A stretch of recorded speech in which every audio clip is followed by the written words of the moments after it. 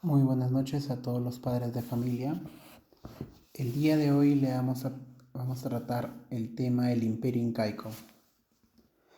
Bueno, el Imperio Incaico exactamente que se desarrolló en el Tahuantinsuyo.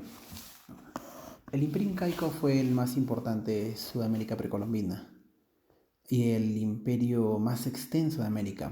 Pero datos importantes, ¿ustedes sabían de que fue uno de los imperios más efímeros de la historia? Porque en realidad el Tahuantinsuyo tuvo una duración menor de 100 años.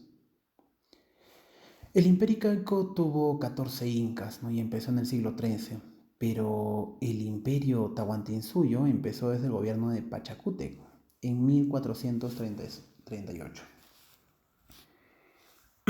Y si hablamos del Imperio Incaico, nos remontamos en sus orígenes, pues, ¿no? Tiene dos orígenes, uno mítico y uno histórico.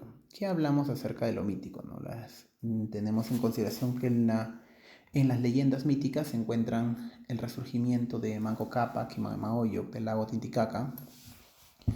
Y también tenemos la leyenda de los hermanos Ayar, ¿no? En el cual el único superviviente fue Manco Cápac, ¿no? En la historia se sabe que la etnia quechua escapaba de las invasiones aymaras, de sus establecimientos originales en el altiplano andino, ¿no? Donde primero se establecieron en el lago Titicaca, pero ante la amenaza constante de una invasión aymara, continuaron su avance hacia el noroeste.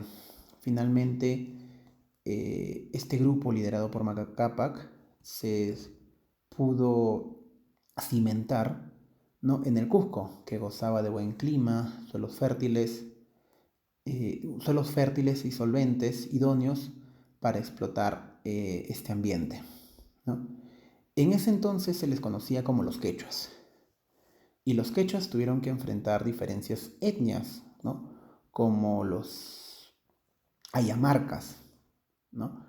Al no existir documentos históricos, ¿no? Más que nada las crónicas, tenemos que considerar que, sin embargo, el personaje Manco Cápac fue real, pues, ¿no? Tenemos esa información acerca de las crónicas, ¿no? Eh, y entonces, estos incas se les fueron conociendo como Zapa Incas, ¿no? Se dice que la consolidación del reino Cusco se hizo con los reinados siguientes, ¿no? Con el reinado de Sinchi Rocac y Yoki Yupanqui, ¿no? En los que someten a los pueblos circundantes, algunos de manera pacífica, otros de manera bélica.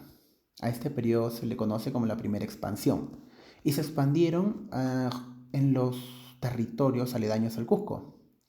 La segunda expansión se lleva a cabo durante los gobiernos de Maita Cápac, Cápac Yupanqui, Inca Roca, Yaguarhuaca y Huiracocha, ¿no? Huiracocha tiene una historia muy poco común, ¿no? Y aún dentro de un momento vamos a hablar de ello. Y a decir verdad, en términos territoriales, las adquisiciones durante el siguiente periodo son casi despreciables, ¿no? Sin embargo, la organización del Estado se fue consolidando durante este periodo. Consolidación del Estado. Claro, en estos reinados se fue consolidando el Estado, ¿no? ¿Y cómo está organizada esa sociedad?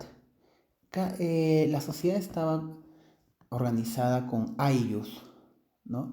La base de todo eran los ayllus. ¿Qué eran los ayllus? Eran comunidades familiares donde trabajaban de forma colectiva en un determinado territorio, ¿no? Estas comunidades estaban al mando de un curaca y el número de integrantes podía variar, donde habían ayllus de 20 personas hasta cientos y cientos de personas, ¿no?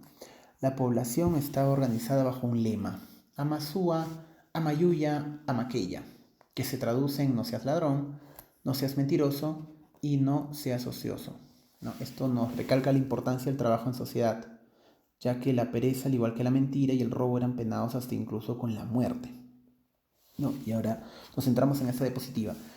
Los trabajos establecidos eran de tres tipos, ¿no? El trabajo dentro del Tahuantinsuyo. El AIMI era la ayuda mutua para el mismo ayllu, como la construcción de viviendas a otras familias que a la larga debían ser retribuidas, ¿no? Algo así como un hoy por ti, mañana por mí, ¿no? El Minca eran trabajos comunales en el mismo ayllu, en el que construían obras comunes como canales de riego, locales y trabajos agrícolas. La mita era el trabajo a favor del Estado, en el que cada ayllu mandaba personal para la construcción de puentes, caminos, centros administrativos, templos, entre otros. En cuanto a la economía, en el imperio no existía la moneda, sino que se basaba en la reciprocidad, ¿no? Es decir, el trueque de los bienes y de los servicios, ¿no? Y ya estamos hablando exactamente del segundo periodo, ¿no? Segundo periodo de la construcción de los incas, ¿no? Y retomemos nuevamente a Huiracocha. Este último inca pertenecía a la dinastía Anan Cusco, ya hablaremos más adelante de ella, el cual tuvo que afrontar la invasión de los chancas, una etnia proveniente del actual Ayacucho, que pidieron la rendición del Cusco. Huiracocha acepta y se escapa con su hijo, ¿no? El sucesor se llamaba Inca Urco. Otro de sus hijos, Pachacútec, toma el mando de las fuerzas que quedaban en la ciudad y expulsan a los chancas, tras una victoria que demuestra el coraje de las habilidades militares de Pachacútec, quien conseguiría ser nombrado como noveno Inca. Se daría el inicio a la tercera expansión y además con él se fundaría el Imperio Incaico o Tahuantinsuyo. Ante esto, el noveno Cápac Inca, con visión imperialista, con lo que se iniciaría una serie de conquistas e invasión del territorio a gran escala, durante su gobierno conquistó las actuales zonas de Ayacucho, Arequipa, la zona Saimara, toda la zona sur, y empezó su gobierno hacia el norte. Se desarrolló el Chinchaysuyo, la consolidación del Cusco, mediante una obra como el Coricancha, ¿no? Se dice que Pachacútec fue el inca que restauró el Cusco y adicionó en muchos sistemas, mucho la organización y el sistema de ello, ¿no? Y fue el creador de las cárceles mortales y fundamentó mucho más lo que estábamos mencionando anteriormente, ¿no?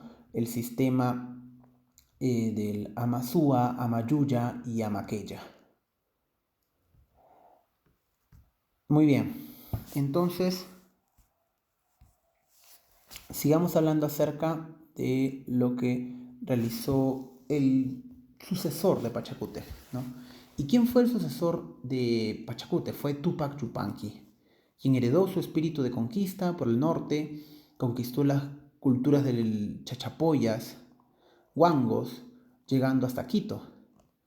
Por él, llegó a conquistar a los Chimú también. La modalidad, y ahora que estamos hablando del concepto de conquista, ¿no? ¿Qué tipo de modalidad de conquista tenían los incas?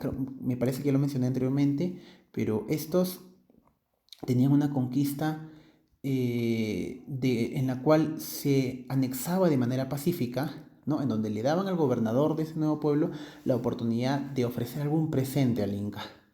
Y si no lo hacía, de lo contrario serían atacados, ¿no? Con nula oportunidad de ganar debido a que cada vez tenían un poder militar incaico cada vez más grande, ¿no? Tupac Yupanqui también es considerado por muchos de los historiadores el más grande de los incas, y no solamente es por sus conquistas, sino por tener acceso hasta la Polinesia, a las islas Rapa Nui, quien fue, por así decirlo, el navegante, ¿no? El inca navegante, ¿no? Porque hay mucha evidencia de su gobierno.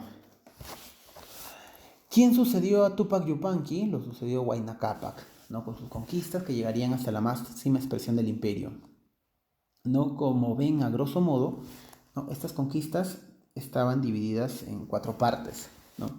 Chinchaysuyo al norte, Contisuyo al centro, Antisuyo en el altiplano sur, y Collasuyo al sur, ¿no? Se dice que no pudo crecer más porque en este gobierno no pudo crecer más porque presentaron bastantes rebeliones, ¿no? Tanto en Quito como en Chachapoyas, lo cual nos da una idea de que el imperio tiene pequeñas inestabilidades, ¿no? Tenía ya pequeñas inestabilidades. Huayna Cápac murió en 1525 no por causas naturales, sino por una peste, porque se mencionaba que los españoles ya se encontraban en Sudamérica, ¿no? Y al no haber dejado un sucesor, la Mascaipacha, que era la corona, había sido disputada por sus dos hijos. ¿Quiénes eran? Huáscar y Atahualpa. No, Huáscar asumiría el poder, ¿no? Por un breve y corto periodo, a lo que su hermano Atahualpa, quien tenía el apoyo de los quiteños, daban por inicio la guerra civil incaica. El resultado de esta guerra sería la victoria de los atahualpistas o quiteños, quienes toman a Huáscar como prisionero de guerra, quien posteriormente sería eliminado.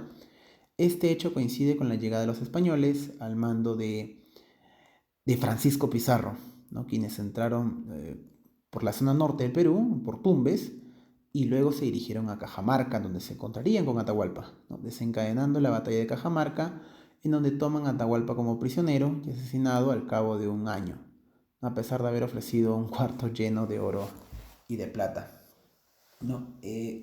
Esto vendría a ser la introducción de lo que se podría mencionar acerca del Tahuantinsuyo. Lo había olvidado. En el imperio del Tahuantinsuyo cultivaron ciertos alimentos, ¿no? No es como diferentes, son diversos alimentos, no es como otras culturas, ¿no? De mucho más allá de América del Norte, que solamente se basaban en el maíz y el maíz y el maíz. Nosotros tuvimos una vasta extensión alimenticia, ¿no? La papa, el maíz, la oca, el payar, el frijol, el zapallo y otros más.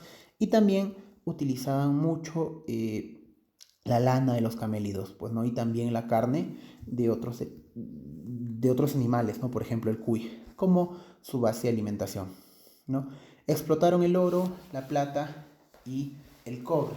No solamente lo explotaron en el sentido del concepto de mina, sino también el trabajo de orfebrería. Disculpen ustedes, usaron mucho el concepto del trabajo en ritos, usaron mucho ese trabajo también en hacer ídolos, ¿no? Un trabajo de obra magnífico, pero que cuando los españoles llegaron a la conquista, utilizaron todos esos materiales, los fundieron, ¿no? E hicieron monedas de oro, pues, ¿no? O monedas de plata, que en sí destruyó todo ese tipo de riqueza. Muy bien, padres de familia, alumnos. eh, Damos por concluida la clase del día de hoy, en el cual le llamamos el imperio o el inicio del imperio del Tahuantinsuyo. Que tengan ustedes muy buenas tardes. Gracias.